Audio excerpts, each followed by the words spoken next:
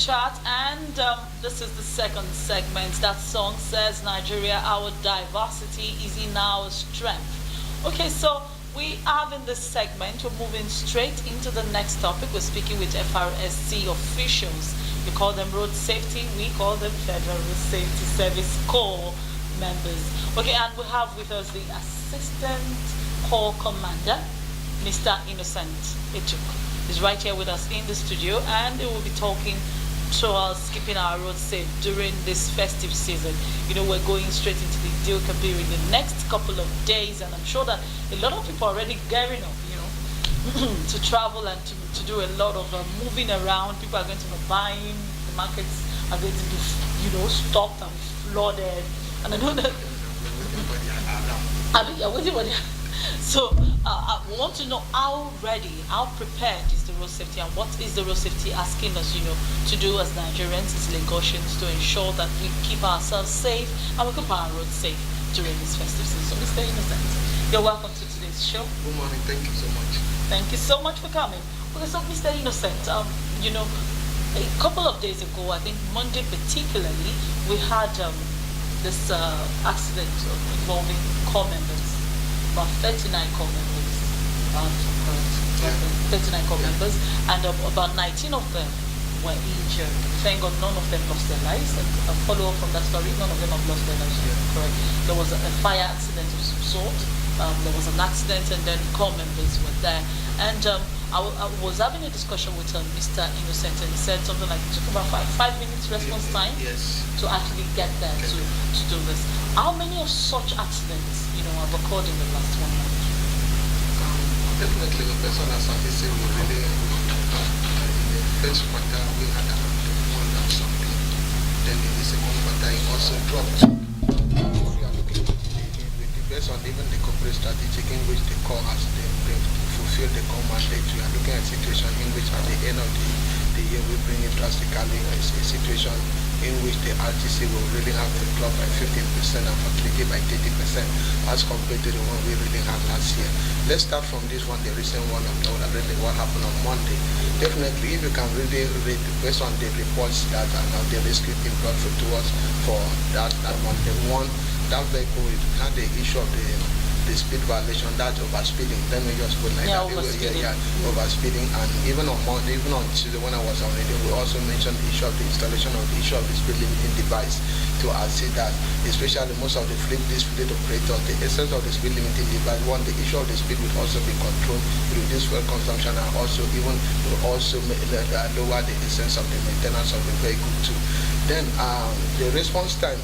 Yeah, like I told you on Tuesday, that I said on Tuesday on the Star FM, that if you can really check the response time, that thing happened around 15, around 5:21, and we had the report around 5:21, and then by 5:26, I mean we're there, and the early response time also necessitated that the low number of fatality in which year that we say we recorded that day in the 19 convert. But our joy is that at the end of the day, all our hope, because based on the system, the commanded and where the call is going on the issue of the safe system approach, which at the end of the day, if there's a crash, we are looking at that no fatality, even though they will have the injury, the number of the injuries will be so low that it's a safe system approach in which all the encompassing system in the transport sector and the road network will really be in our own favor. But issue of 1, 2, the roads too are not really too good. We must tell ourselves the truth. The road too are not really too good. That brings into knowledge the issue of the defensive driving, that you must be able to predict and also know and make decisions on where they are not really too good. But you see most of these drivers, especially like what they are about to start tomorrow, they will have the Salah patrol. If you can really see the commercial brief, definitely the court generally we are about to cover the 45 corridors all over the nation, and around 35,000 personnel have been deployed. All hands are on deck for us to see to it that we give to Nigerians a phrase that's a free crash Salah period.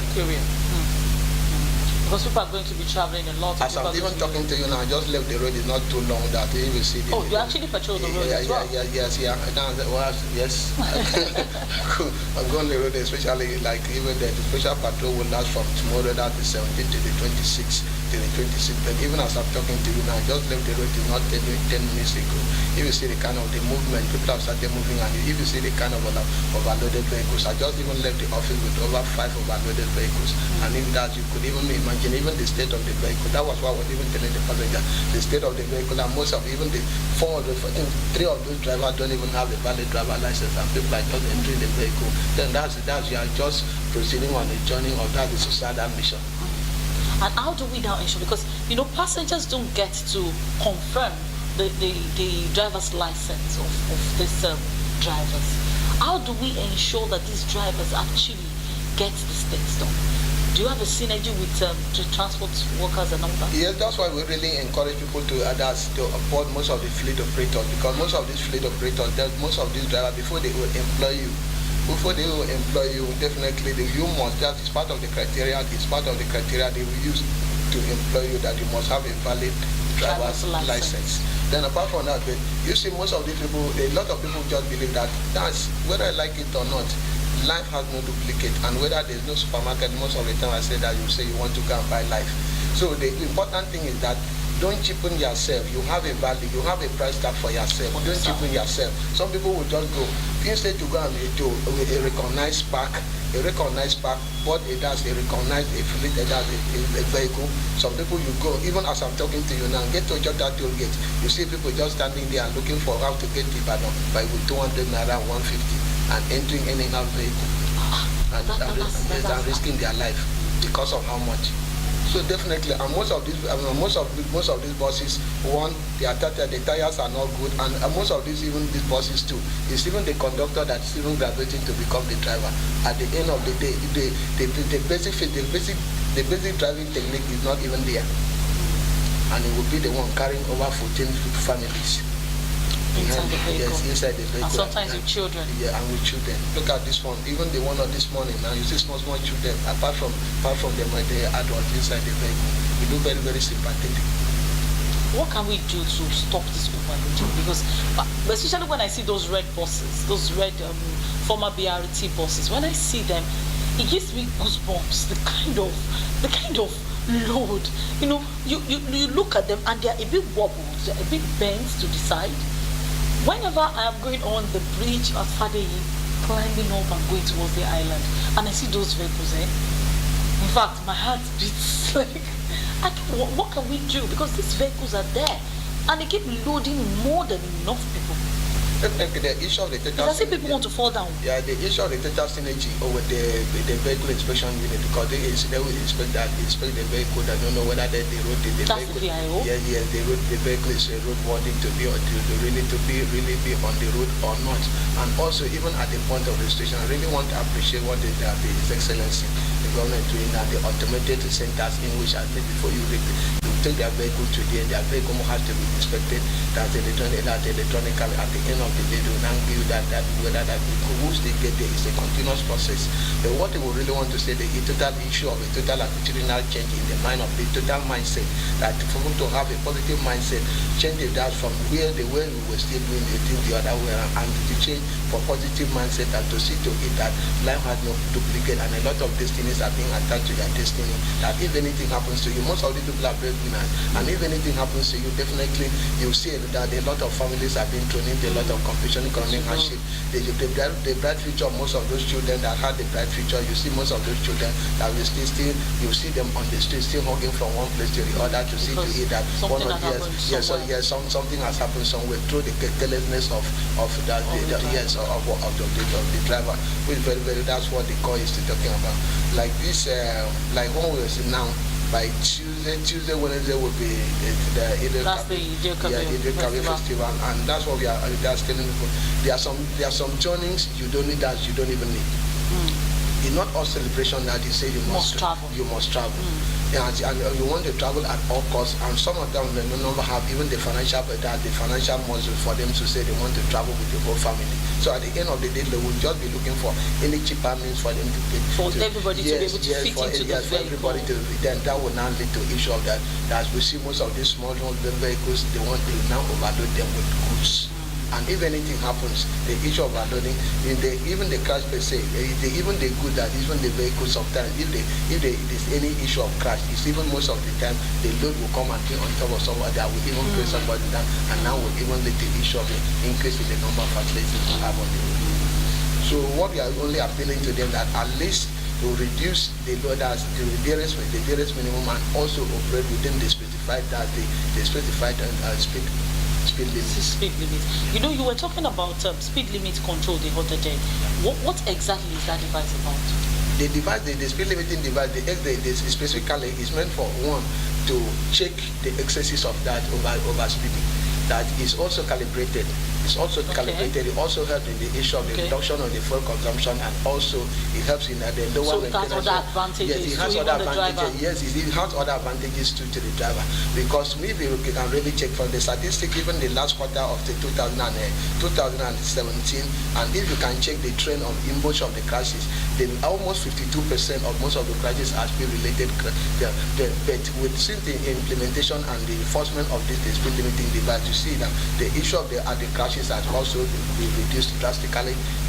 So we are still getting there, despite the fact that people will bring excuses for their own negligence or failure to do something. They just believe that the installation of the speed limiting device, they are talking about the price, that the price is on the high side. But how much is that if the price of a speed limiting device is less than 30,000 naira, how much is the price for your life?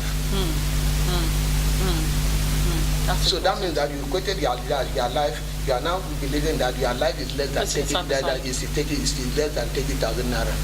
That is for you to install in a vehicle. That's what we really increase in this first phase. That it will bring in phases. That doesn't have an adverse effect on the vehicle, does it? It does not. But it only gives you, because one, the issue of the fuel consumption will be reduced, and also apart from that, even to in terms of we are talking about in terms of the ozone layer 2, the rate of the emission of the carbon monoxide to the ozone, that the outside also would also be reduced, thereby also help us in improving our own environment too.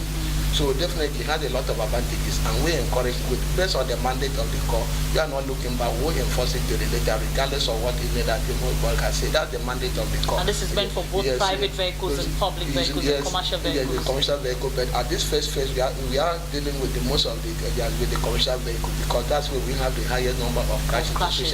Because they carry a lot of people, passengers.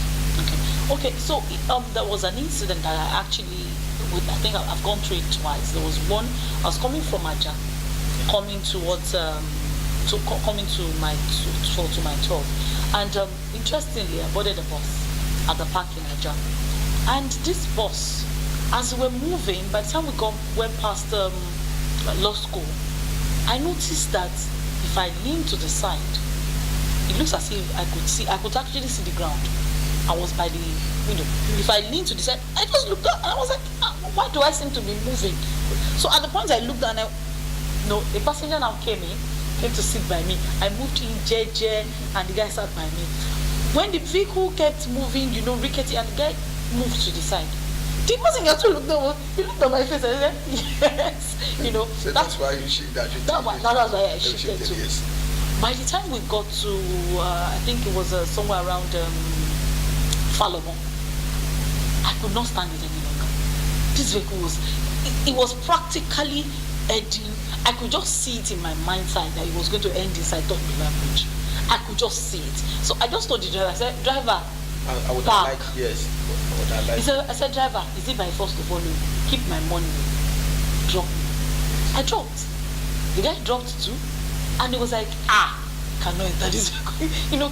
We were still inside traffic and we had experienced so much. I'm not looking at the situation, and it was at night. Very, very risky. If we're not moving in a freeway, I would have so many vehicles. And that was my first experience. I saw another one day I was going towards Redemption Camp. I met a red yellow bus this time around. Same way. That one finally crashed right there. We were just lucky that when I just heard bam, we just landed on the floor as if there was no wheels and all that. It was so funny. And we have so many of these vehicles. So even the issue of speed limiting device may not really work. What exactly is the court doing? Do you detain such vehicles when you see them on the road? Most of those recreative vehicles, the issue of that enforcement is a continuous basis. As I said, most of those vehicles, even impounded, we will not release those vehicles. And most of the time, sometimes I do sympathize with Nigeria because most of the time we have special patrols on the road. You see the reactions of Nigerians towards that's the federal safety. That they will just be and say, what are you doing here? What are you doing? But the important thing is that their life is at stake. Most of these recreative vehicles are not supposed to be on the road. And when during operational activities, during enforcement, we impound those vehicles at site. At site. I think we need that as much as possible. Now we're going into this festival, during this season. I want us to talk about detailed description of what the FRSC is doing to ensure that every aspect of this festival is covered. And then, people are going to be doing, I know they do this trek, people move from place to place. Yes. And I know there are lots of things involved. What exactly is the FRSC doing to ensure that this festival is completely covered? Like generally, like what I said, the commercial, during the press conference, definitely we have generally over 45 corridors. When we are talking about corridors, taking for example between Ojota, Mowe, Shagam, up to Ibadan. That's just one of the corridors. That's one corridor. Yes, how many patrols do you have on that corridor? Within this one, we have almost 45 corridors that will be covering all over the nation, like what we commercial, the press conference, commercial, and over 35,000 personnel will be deployed. But based on that, let's compare, as said, for what we will be doing. Our major focus in Lagos is the Lagos-Ibadan Expressway as at now. And we also have, apart from the normal patrol team, we also have another class called we call the special intervention teams too. That the special intervention teams are located at the situation in which if anything happens, like even along this corridor too, we have over, like what I said, we have over around 5 ambulances along this route. Along the road between Ojota and also more than 20 patrol vehicles that also will be deployed, and we also on have the road, bikes. and we also have 2 bikes that also will be deployed within this period. The essence is that if there's any gridlock, then the pipe will be ahead. If there's any gridlock, definitely we'll also apart from that, our radio system, the communication systems too is also that we are also interfacing, so that even the bike rider will also have to radio the closest mobile team, that's mobile patrol team, so that they will now, and also we also step into. Apart from that, we also have road lining. When we are talking about road lining, that personnel will be on foot without any patrol vehicles here, where we have the gridlock. But personally, that within this period too, if we can really check, Kara too will be a point. Okay. Because a lot of people, will be going to buy. A lot of people will be going there to go and buy. As usual, on yearly basis, even as I'm talking to you now, from even tomorrow, we still have men there that run that to eat, that there's a free flow of traffic. Coupled with the fact that around Lagos, Ibadan, but for towards side, where bigger is also working, which we have been a major challenge for quite some time now. We have also put in place is that the strategic personnel will be on foot there. Why? Because of the the traffic to hit the traffic control if there's any gridlock, and also the standby tow truck if there's any pregnant vehicle, so that vehicle can easily be moved out. So how many tow trucks do you have on the? Presently now, I can assure that we also have our own. We have two tow trucks, but we also in partnership on the private partnership with other tow vehicles. One will be stationed in Ojota. We have one around Mowe to Shagam, just like that, and especially around the houses area.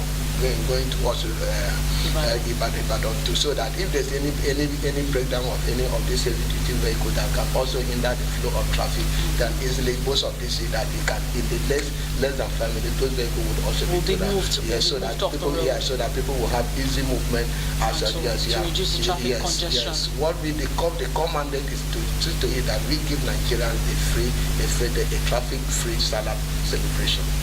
Okay, and if we're going to have this this traffic-free Salah celebration.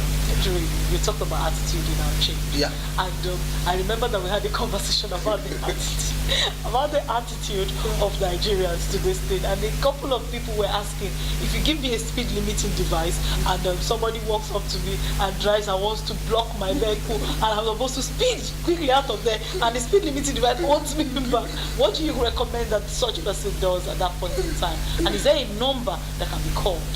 Definitely, we have most of the emergency number. If you call 122, that 122 I give you.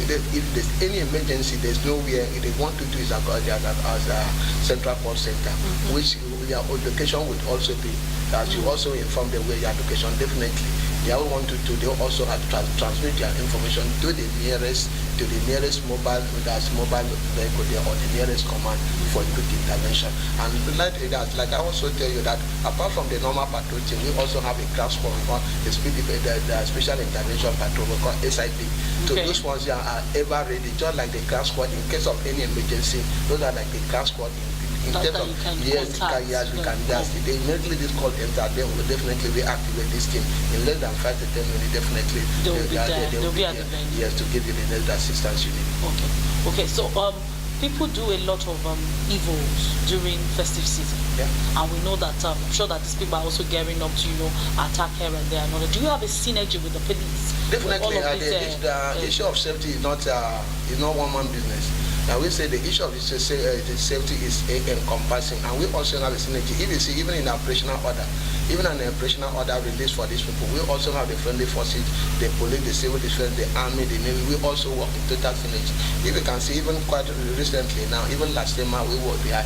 If there's no way we can do it on our own, and no organization in terms of it, the issue of safety, that no organization can believe that this is all our own. Our own job maybe to give the guy. Definitely, it's all encompassing. We have a total synergy with most of the security agencies, the military and the and even the paramedics too. And the paramedics yes, as well. And paramedics are too. So we have a very robust synergy system. With them. So on all of these corridors in Lagos, we're expecting that as you see an FRSC patrol team, there will be a police team very close by. Or if you, for example, if it is like a criminal offense that the police need to step in, you don't need to call them, they're very close by. Because even along this road too, use also the position themselves too. Yes, they position themselves, and also we all do that. They are in contact too. We have their number. We have their number. They have our own numbers too. Okay, so they can always. Yes, even OP Mensa, you see along this corridor, along this same corridor too. So if there's anything that would lead to or any you personally are personnel on the road, you suspect that is suspected that's a vehicle with criminal tendency, and you believe that definitely you are causing them, the police will step in. So the FRSC official does not have to arrest them. It's the police that will do that. Yes, even though we are done, when we arrest them and we now see that it's a sort of a criminal inclination, definitely we alert the police. Definitely, even sometimes on the road, we are arrest some vehicles, and when you see some of these drugs, definitely we also alerted the NDLA. So we have the total robust synergy with most of the security systems organizations. Okay. All right, thank you so much. We've been speaking with Mr. Innocent Edtuk on the AM chat this morning, and we're doing everything, the FRSC is doing everything possible to ensure that we have a accident-free season. As we're going into the Idil Kabir season, we're praying Nigerians to do everything possible to adhere strictly to the instructions, to the advice of the FRSC. Mr. Edtuk, any final words? Well, we say that we really want the motoring public to really understand and also cooperate with our men on the road. Definitely cooperate with the traffic security and also other security agencies.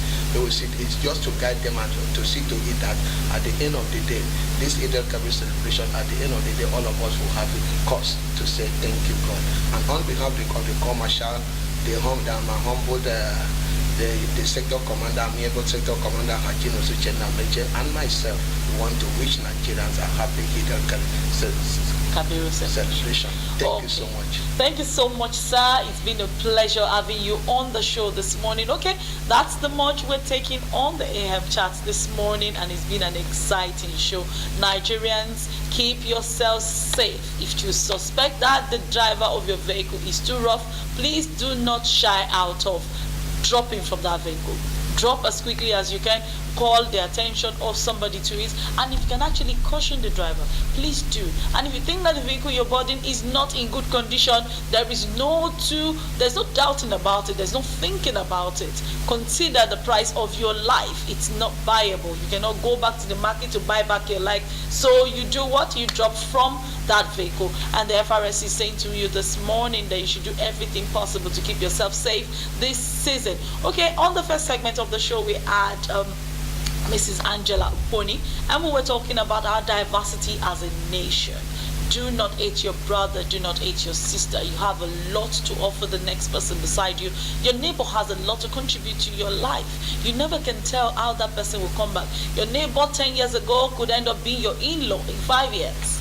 Your neighbor today could end up being the person who will rescue you in another 20 years. You never can tell, regardless of what tribe you belong to, whether you are Yoruba, Ibibio, your Hausa, your Ijo, your Shekiri, whatever tribe that you belong to. The most important thing that you should be conscious about is that you are Nigerians. We have one identity as far as the rest of the world is concerned. They're not concerned whether you are Igbo, you're Hausa, you're Yoruba. They just know you as a Nigerian because you say that you live within the four walls of the country. And we should begin to see ourselves the same way.